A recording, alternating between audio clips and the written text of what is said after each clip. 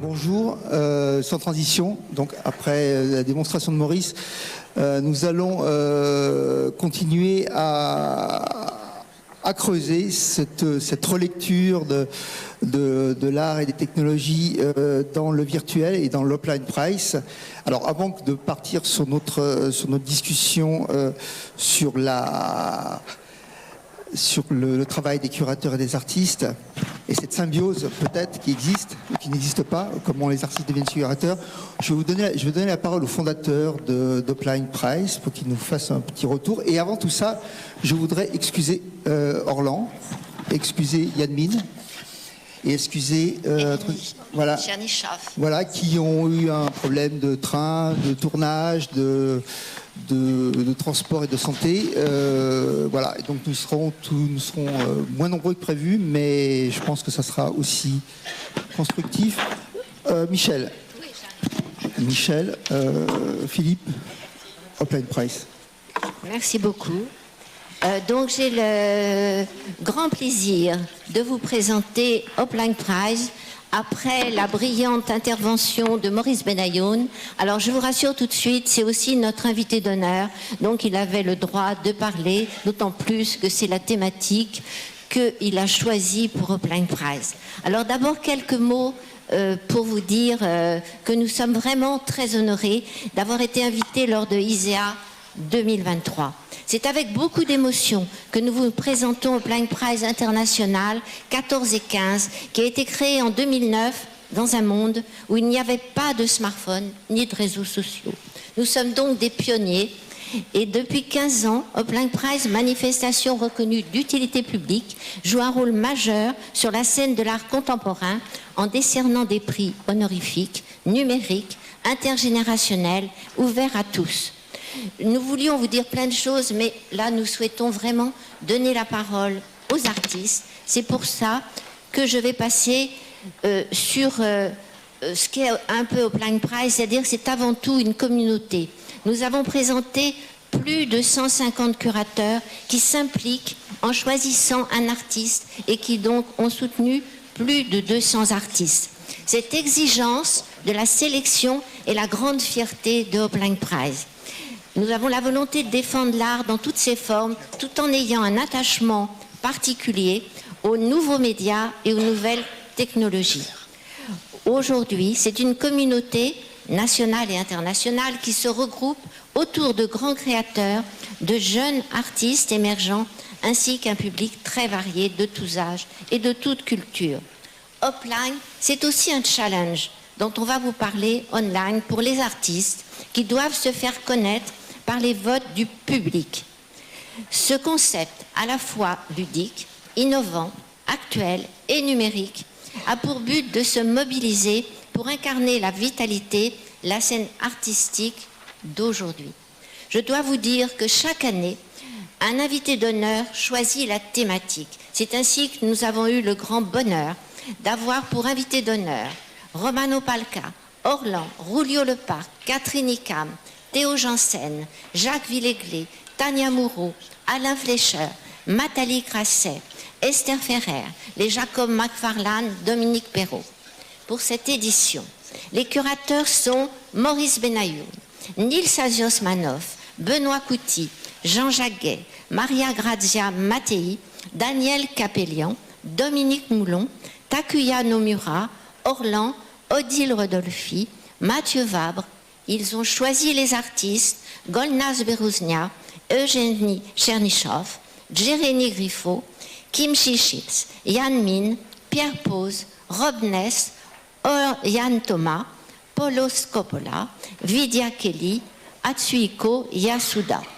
Les jurys nouveaux médias étaient Jean-Baptiste Costa de Beauregard, Evelyne Deray, Marie-Odile Fallet, Fanny Lacoubet, Sophie Lanoé, Laurence Lény, Olivier Lerner, Stanislas Mako, Lucie-Éléonore Rivron, Alexandrine Stellin.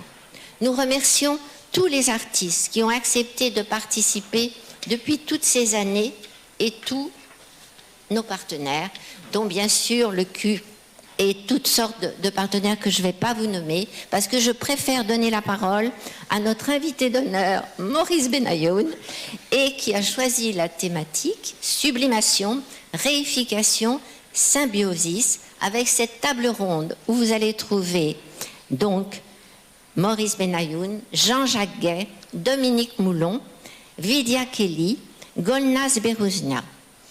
Et je leur dis un grand merci à tous et je vais vous laisser discuter entre vous. Merci Michel. Il faut donc peut-être... bravo pour ce travail, c'est 15 ans c'est 15 ans et c'est ce travail qui continue. Alors, ce qui nous intéressait aussi dans cette symbiose et dans cette discussion, c'était de montrer que Hopline, quand même, est un des lieux où cette marge entre le curateur et l'artiste, entre le commissaire d'exposition, comme diraient certains, mais je préfère curateur peut-être là-dessus, est assez fluctuante. Et comment l'artiste invité peut être curateur un jour, qui peut être artiste de l'autre. Et j'aurais voulu passer la parole à Dominique Moulon, qui est curateur, critique d'art, et qui est depuis quelques années aussi impliqué dans Hopline, et qui cette année a choisi Golnaz Beruznia, qui a eu le prix, si je ne m'abuse, voilà, le prix Nouveau Média, et qui puissent nous raconter un peu leur histoire et leur collaboration. Merci Jean-Jacques. Merci aussi à toi, critique, commissaire et Hopline depuis longtemps. Moi, je veux juste dire deux mots aussi avant. En 2000, j'ai eu la chance d'être dans la salle sur un de ces fauteuils, et c'était Nils Aziosmanov qui déjà organisait ISEA, et Maurice déjà avait le micro et ne le rendait pas. et c'était notamment une table ronde, et c'était Maurice très intéressant. Et puis entre-temps, j'ai continué mes visites ISEA à Vancouver, Bogota, et je trouve que c'est un magnifique endroit pour se rencontrer. J'étais là aussi au cocktail d'hier. Ces moments où on échange toutes et tous ensemble, de quantité d'endroits du monde, c'est vraiment énorme. Et puis je sais que Roger Malina, que je croise aussi parfois à Paris ou ailleurs, a fait un hommage à Peter Weibel, et je voulais en profiter pour dire mes mots par rapport à Peter Weibel, avec qui j'ai eu la chance parfois d'échanger, et que j'ai la chance d'exposer dans une exposition qui est exposition partenaire d'ISEA, à la topographie de l'art, où il y a notamment Golnaz Beruznia et une pièce de Peter Weibel à l'entrée, et 12 autres artistes. C'est ouvert toute la semaine, et samedi soir on fera aussi une table ronde, mais je sais qu'il y a plusieurs événements, dont une performance qu'il faut expérimenter avec Bill Vorn au Cube Garge. Voilà, je préférais donner cette information un petit peu large, peut-être plutôt que de rentrer dans le détail. Golnaz, en deux mots, j'ai découvert son travail progressivement à Paris, notamment avec une pièce avec Dominique Pesson à Limal, que j'ai trouvé très très belle. Et quand j'ai doucement monté cette exposition suite à une discussion haute ZKM avec Peter Weibel, avec qui nous avions d'ailleurs décidé de ne pas parler de technologie, on était en plein NFT, IA, etc. On a parlé de peinture et de Piero de la Francesca, et je ne regrette rien. Et je ne dois pas être le seul à aimer aussi la peinture. Il y a des racines à tout ce qu'on dit ici. Et donc on a commencé à discuter, et sa pièce, elle est notamment là-bas. On s'est vu à l'atelier. Je fais de plus en plus de visites d'atelier. Je pense que c'est ce qu'on doit faire quand on accompagne des artistes, commencer par les écouter, de voir après si on peut humblement faire quelque chose. Voilà ce que je voulais dire. Peut-être je te rends ou je passe à Golnaz. Oui, Golnaz peut nous expliquer un peu comment elle est arrivée dans Hopline, comment s'est passée cette édition. Oui, bonjour à toutes et à tous, et merci beaucoup à Michel, Philippe et à tous pour cet événement, pour cette organisation depuis plusieurs années, et merci beaucoup à Dominique pour penser à moi et me présenter justement pour l'édition dernière à Hopline. C'est que Dominique m'a dit, Hopline, c'est un format particulier, ce n'est pas une exposition, ce n'est pas une présentation, mais en même temps c'est un endroit assez fertile, assez croisé, et donc je trouvais très intéressant ce format original. Voilà, effectivement, pour juste en dire plus, c'est que Hopline propose à chaque année de fabriquer une petite vidéo qui présente le travail des artistes, et en gros c'est avec ce média que différents jurys ou le public ils ont le moyen de découvrir les travaux des artistes, quoi. Oui, tout à fait. Chaque année, les artistes sélectionnés font un film, une vidéo de 3 minutes exactement, que nous projetons dans tous les endroits qui nous invitent et qui permet comme ça, qui leur permet de se faire connaître encore mieux, parce qu'ils parlent de leur travail. Donc c'est un outil extrêmement intéressant. Et alors cette symbiose entre toi et Dominique, dans le cadre d'Hopline, comment s'est passé faire ce film? Tu l'as fait toute seule? Dominique t'a aidé? Vous êtes comment s'est construit tout ça? Je dirais que ça s'est construit en passant du temps d'abord à Bruxelles, devant cette pièce qui est très très belle, en fait, qui est une installation d'installation avec un parcours, avec du texte, avec de l'image, avec des références. Et, il m'a fallu un certain temps parce qu'elle a sa forme de complexité, elle raconte une histoire, elle est ancrée dans le passé, sur des questions contemporaines, avec une scénographie qui convoque aussi le théâtre. Donc à l'image, je sais que ça va être montré prochainement dans d'autres endroits, et actuellement d'ailleurs aussi en Allemagne, je te laisserai le dire tout à l'heure. Et puis on a dîné ensemble après, et on a parlé de ce travail, et puis après j'ai écrit, comme tu le fais souvent, c'est la meilleure façon souvent pour entrer dans un travail, c'est d'essayer de poser quelques lignes, parce qu'on est obligé de se documenter. Et puis... ton travail critique a enrichi le film de Golnaz? Alors, je dirais que ça m'a enrichi moi. Et je dirais que échanger avec les artistes, mais je pense aussi à Maurice, parce qu'on a échangé plusieurs fois, et on a commencé il y a longtemps. Et tout à l'heure, quand tu présentais ton travail, tu tournais autour finalement. Et moi, je me rappelle d'une phrase que tu m'avais donnée une fois. Tu m'avais dit, moi, je fais pas des installations virtuelles interactives, je fais des situations. Et j'avais beaucoup aimé cette phrase, au sens de la formule, mais très très juste. Et c'est vrai que c'est en échangeant avec les artistes que on fait éclore des choses. Alors des fois on ne sait pas exactement quoi. Alors en effet c'est tombé au même moment d'une expo, le prix, un article, tout ça s'est un petit peu télescopé de manière relativement peu contrôlée, je dirais. C'est le contexte qui parfois fait les choses et nous fait avancer. Et puis on s'est retrouvé à ton atelier pour finalement parler d'autres choses, de tourner autour de son travail, pas nécessairement de ce qui était présenté là. Et puis l'ensemble aussi, je pense que l'idée c'est de pouvoir montrer un petit peu un parcours global, et peut-être en mettant plus en relief une pièce. Et du coup, dans ce qui était mon cas, en fait, justement, comme on n'a pas d'image pour dire juste un mot par rapport à sur quoi je travaille, le principal de mon travail, en fait, c'est influencé par une fascination, ou si vous voulez, obsession forte que j'ai pour l'observation du milieu naturel et le vivant, et surtout à partir de là pouvoir proposer des sortes de reflets altérés, des présentations un peu fantasmées, et des choses qui sont un peu des sortes de symétrie, c'est-à-dire donner du spéculatif pour parler du réel, projeter dans le passé pour montrer un peu le futur, et tout ça un petit peu pour toujours revenir sur la question de où commence et s'arrête le vivant, en fait. Et comme je pense que aujourd'hui, avec la complexité des phénomènes, on peut pas laisser juste cette question aux sciences, et en tant que non-scientifique, mais avec un intérêt pour l'observation des sciences naturelles, j'ai toujours abordé à travers des formes plurimédia ces questions-là. Et du coup, la pièce Philogenèse inverse dont Dominique Moulon parlait,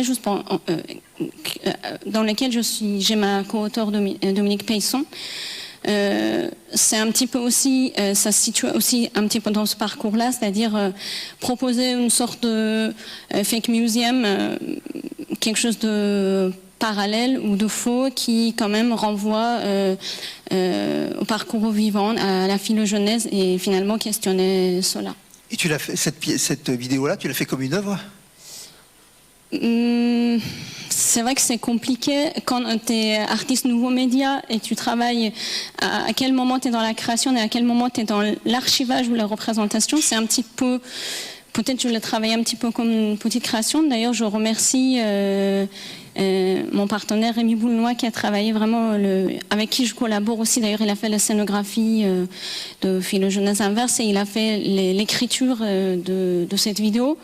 Et dans lequel plutôt j'ai mis en avant une pièce qui s'appelle Dissimilarium, qui sont plus des îlots aux lumières sont génératives que justement exposé une partie qui a par la suite évolué. Et en 2021 on a fait la version finale, qui sont des espèces d'environnements interconnectés, connectés à des données de fond diffus cosmologiques et qui déclenchent des sortes de fiction anticipative, on va dire, de devenir possible au sein du même contexte. Les tableaux changent, des paysages changent par les séquences génératives. Donc c'était plus ça que j'avais mis en avant. Qui sont des petits dioramas dans lesquels l'œil du spectateur peut se promener et faire sa visite, en fait, sa visite dans l'œuvre. Oui, je pense que tu mets la main sur la bonne chose. Je vais finir après avec ça. On va passer les paroles aux autres artistes aussi. Je pense que là où se situe mon travail, que ce soit par rapport à Dissimilarium, que tu connais, ces espèces de topologie anticipative, fictionnelle, tout ça, c'est un endroit où il y a un doute, il y a une énigme qui s'installe. On ne sait pas si on est dans une présentation scientifique, on est dans l'objet d'étude, c'est un élément scientifique, est-ce que c'est le vivant, est-ce que c'est la fiction? Et du coup, pour moi, tous ces éléments-là, c'est autant des moteurs qui permettent peut-être de réviser la question de choses réelles, de vivant même, de devenir de tout ça aussi. Lydia Kelly, toi, tu es élu prix du public cette année et ta curatrice, enfin, ton soutien était Orlan, qui n'a pas pu venir aujourd'hui, donc il ne pourra pas parler de tout ça. Dominique a vu ton travail aussi, vous voulez dire un mot? Je voulais juste dire que les rendez-vous d'atelier, c'est aussi l'occasion parfois de voir des œuvres qui ont été faites ou des œuvres qui sont en devenir. Et je pensais à une œuvre que tu as présentée récemment à Plateforme, où j'ai vu aussi ton travail, et tu évoquais le fait que tu l'as programmé aussi, Golnaz. Donc on le sait, dans un écosystème où il y a du trafic, et c'est vrai que moi j'ai mis du temps, je le faisais un peu, mais je le fais plus, j'ai mis du temps à comprendre l'intérêt de la visite d'atelier pour un commissaire, et je lisais d'ailleurs un article sur Hans Ulrich Bridge qui a commencé par rencontrer énormément, et je pense que c'est très important et que ça prend du temps, mais que c'est essentiel pour avancer soi-même, pour montrer des artistes. Donc, Lydia Kelly, comment s'est passée cette collaboration avec Orlan, oui. Et comment s'est fait cette vidéo aussi, comme une œuvre aussi? La même question que... Oui, la sélection avec Orlan déjà, donc c'est une chance énorme que tu as. Et que voilà, on est très heureux que ce soit toi, et malheureusement que Orlan n'ait pas pu venir. Donc, explique-nous. Eh ben, je vais essayer de m'auto-représenter en tant que Orlan curateur et en tant qu'artiste de Lydia Kelly. Ça va être difficile. Changer de voix, si tu veux. Je vais essayer. Un dialogue. Je crois que le lien du départ a été plutôt quelque chose qui ressemble à de la sororité. Donc pour parler justement de relations et de liens, je pense que c'est ça qui a matché en fait avec Orlan assez vite, et c'est aussi ce dont je parle dans mon travail. Donc je parle de connexion, je parle de lien, je parle justement de cet état là d'interconnexion constante, et c'est aussi la pièce finalement qu'on a décidé de mettre en valeur à l'Opline. Donc c'est une pièce qui s'appelle Sun, qui est donc visible sur internet constamment, qui s'appelle sun.vidiakelly.fr, et qui est une carte qui répertorie en temps réel des gens qui pensent à la même chose au même moment, puisqu'ils pensent au fait au soleil, puisqu'ils hashtaguent Sun sur Instagram.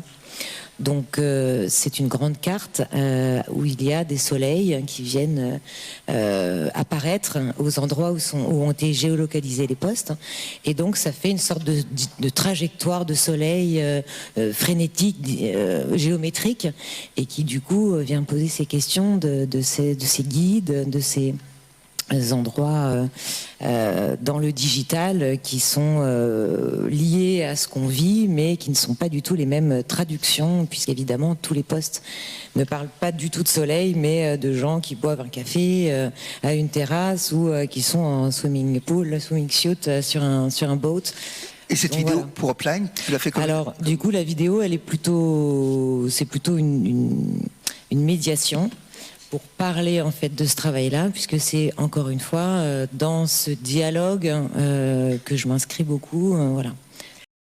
Je dois vous préciser aussi que toutes les vidéos se trouvent sur le site. Je voudrais aussi dire que tu as eu le prix du public, qui est un prix très difficile, puisqu'il faut faire voter sur le net, et que c'est un travail très important, comme vous le savez tous, et qu'il y a eu un deuxième lauréat ex aequo. Donc c'est Evgeny Chernyshov qui peut pas être là et qui a été sélectionné par Nils Asiosmanov, que je remercie. Alors, Michel Philippe, Oui. il y a 15 ans, comment c'est arrivé cette idée d'Upline? Ce serait bien de revenir un petit peu dessus. Alors un tout petit peu. Toi, tu es artiste aussi. Je suis une artiste qui faisait des œuvres monumentales il y a très longtemps, et je râlais parce que avant 2009, donc je ne sais plus en quelle année, 1999, mettons, j'ai fait des grandes installations, et nous devions en tant qu'artistes envoyer des dossiers, on avait des rendez-vous, on allait au rendez-vous, les rendez-vous étaient annulés, enfin c'était un cauchemar, voilà. Et donc à un moment donné, j'avais organisé des expositions à Bordeaux, et puis dans une manifestation et qui a été annulée, j'ai dit puisque c'est comme ça, on va tout mettre sur le net. Voilà, c'était tout. J'avais envie que ça soit plus facile, ce qui ne s'est pas révélé tout à fait cela. Mais ensuite, j'ai trouvé que je rencontrais des artistes qui étaient vraiment très intéressants, et que c'est une passion de les mettre en avant et de parler d'eux. Voilà.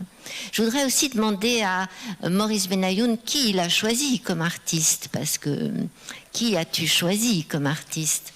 Donnez un micro à Maurice, il va le rendre, on le promet. J'ai donc proposé Yen Nguyen Minh, parce que Yen Minh est ce qu'on pourrait qualifier de façon très simple de profil atypique. Dans le milieu de l'art, c'est pas quelqu'un qui immédiatement vend des tableaux ou des choses qui seraient faciles à acquérir. Il a exploré des univers extrêmement variés qui vont de la robotique au metaverse en passant par le cybersex. Donc c'est un profil quand même vraiment particulier. Et ce qui me paraissait intéressant, c'est que d'une certaine manière, il représente très bien une mutation à laquelle on peut assister, la mutation à laquelle on peut assister du positionnement de l'artiste dans la société. Et il partage énormément, il donne beaucoup de conférences, il fait beaucoup d'interventions, mais toujours en restant dans sa pratique, dans son travail.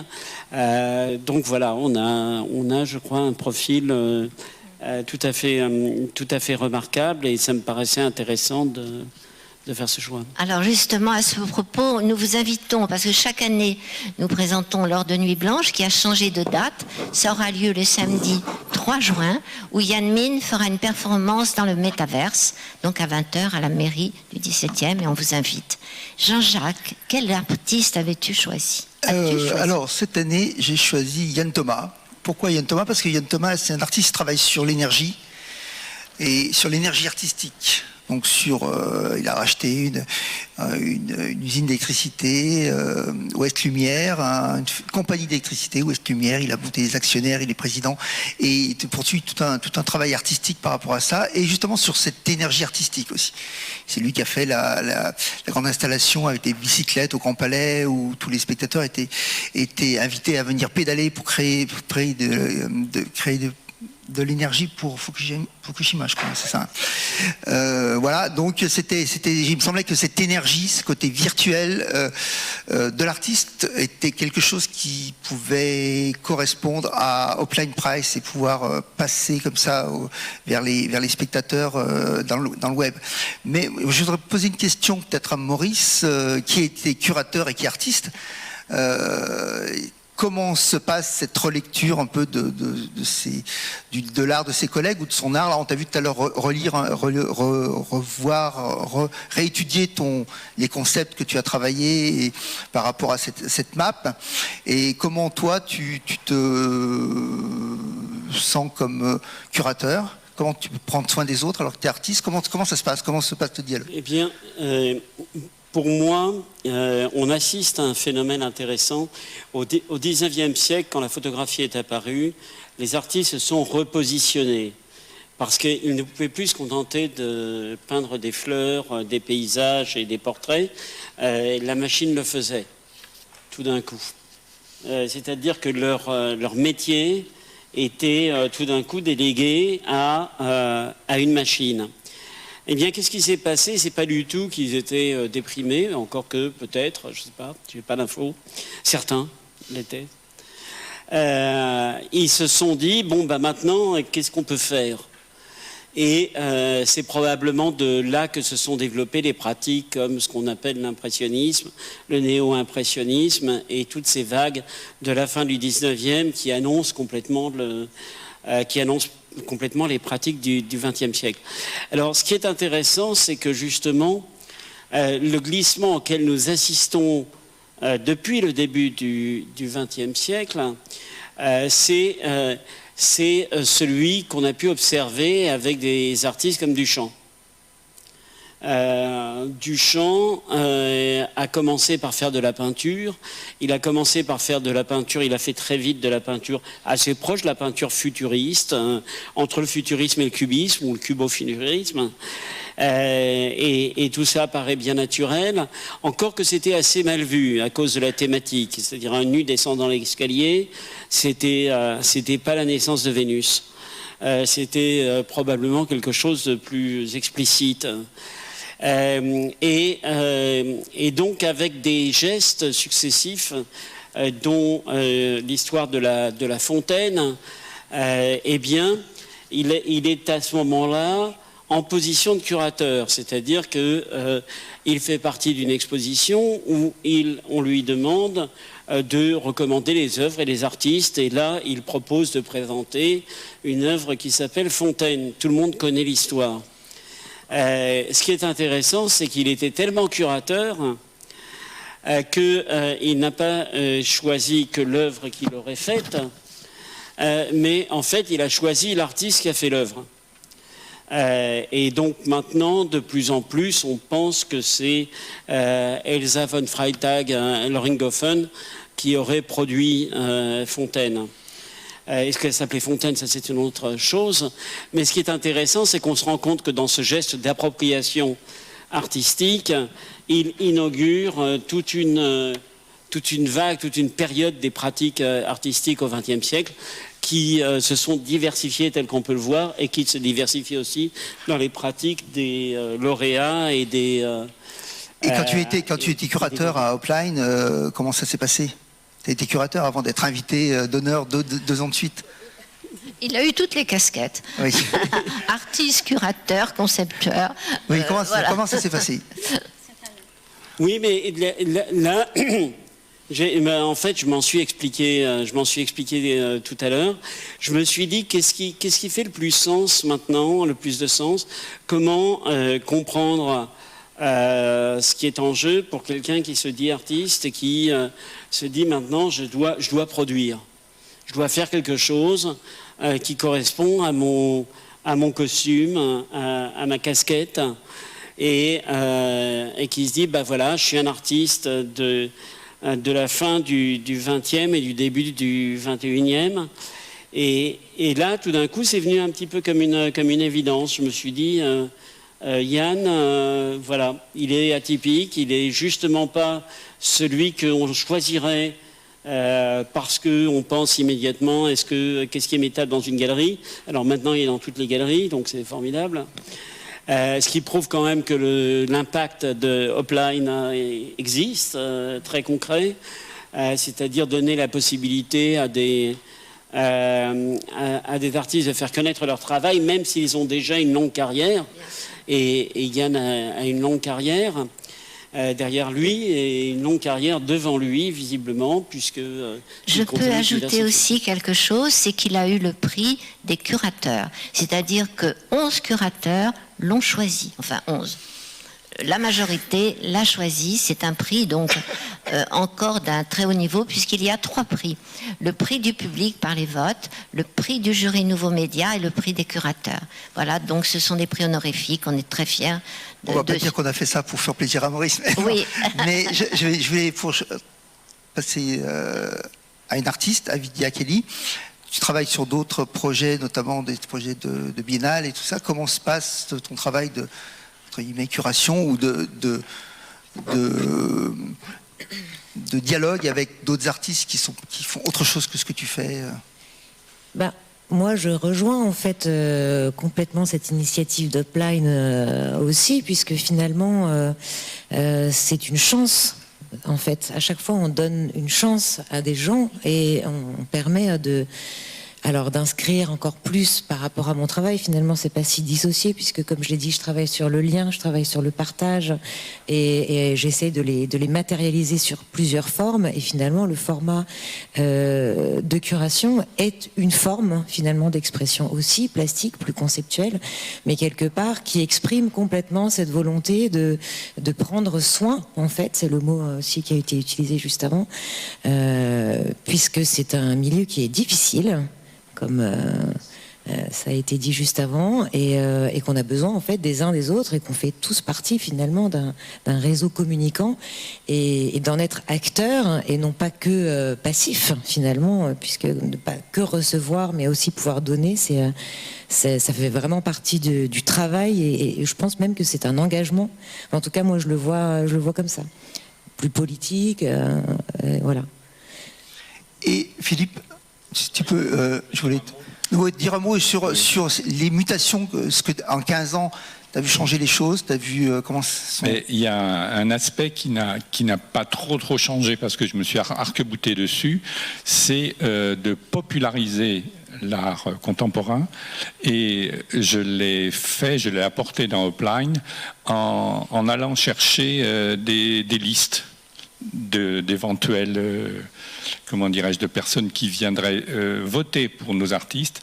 Donc j'ai essayé de remuer dans tous les milieux de la société, dans toutes les cultures, et ouvrir et savoir que les artistes sont joignables, sont disponibles, mais il faut attendre, ou il faut tomber au bon moment.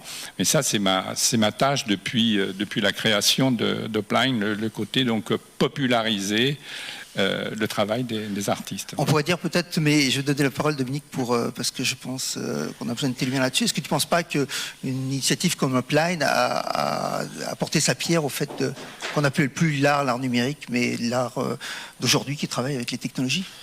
Oui, et c'est, je dirais, un petit peu sur quoi on se bat, parce qu'on pense qu'en effet, il y a eu l'art vidéo qui est devenu de l'art contemporain avec de la vidéo, et on est en train aujourd'hui d'avoir non plus des arts numériques, mais de l'art contemporain avec du numérique, et du numérique, il y en a partout, et il y en a partout dans l'art. Même pour faire une peinture ou une sculpture, on peut faire une recherche dans Google, et il y aura donc un coefficient, si on remontait à Duchamp, un coefficient de numéricité, comme le dit aussi Norbert Hiller dans les œuvres, comme il y a un coefficient d'art dans les objets. Et je voulais juste aussi, et vous remercier aussi encore, merci Michel et Philippe, pour nous faire réunir, parce que Hopline, il y a ce qui se voit en ligne, et il y a ce qui se fait de manière informelle dans les soirées, où il s'y passe énormément de choses, où moi j'ai rencontré aussi beaucoup d'artistes, comme Juan Leparc, etc., Rulio Leparc et Juan.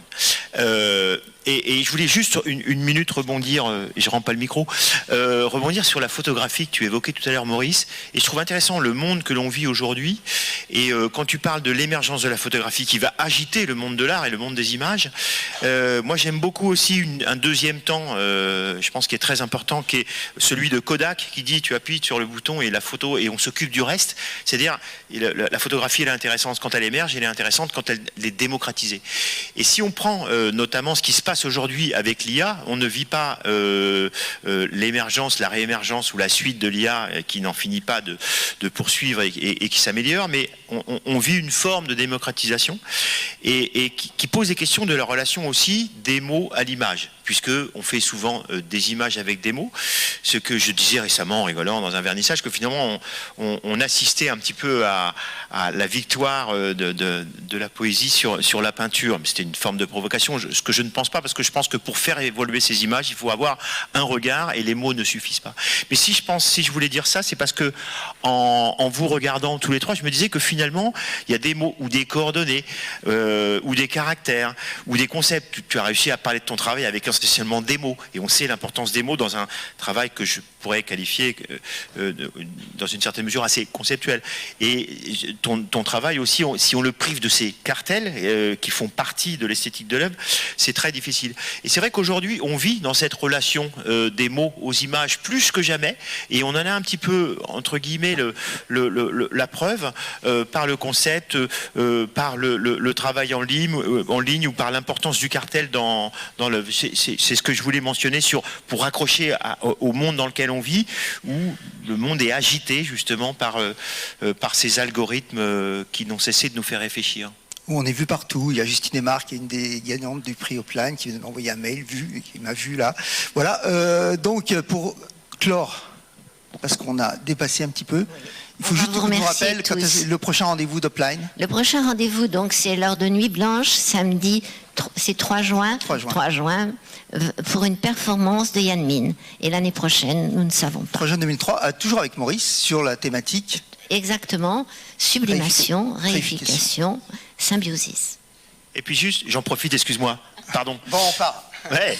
Non, c'est parce qu'en fait la semaine est tout particulièrement riche. Samedi. Oui, il y a samedi à la fusion, mais je pense aussi là maintenant, moi j'y vais tout de suite. J'y vais en vélo et il y a les transports. À la galerie Michel Journiac de Paris 1 Panthéon-Sorbonne sur son site de Saint-Charles, où il y a encore un événement partenaire, l'exposition de d'Idem Yalinei, avec comme commissaire quelqu'un que tu connais très bien aussi, qui est Jean-Marie Dallet. Bah oui, mais il est là-bas maintenant pour le vernissage, donc moi je vais les rejoindre. Et c'est ça que je trouve, et ce sera ma conclusion exceptionnelle avec ce temps ISEA, c'est aussi un temps de rencontre, y compris dans les couloirs, où on sait que c'est là où tout se passe. C'est plus du virtuel, ça c'est du factuel. Un grand merci à ISEA, un grand merci à tous, parce que un grand merci à nos assistants. Allez, on est sur la... Je veux juste quand même terminer très rapidement. C'était que, non, en fait, c'est pour faire exister Orlan qui n'est pas là, donc je voulais quand même encore la remercier. Voilà. Et même si elle n'est pas là, voilà, on la remercie beaucoup. Je vais quand même lui donner sa présence. Voilà. Merci. On peut vous applaudir. Merci beaucoup.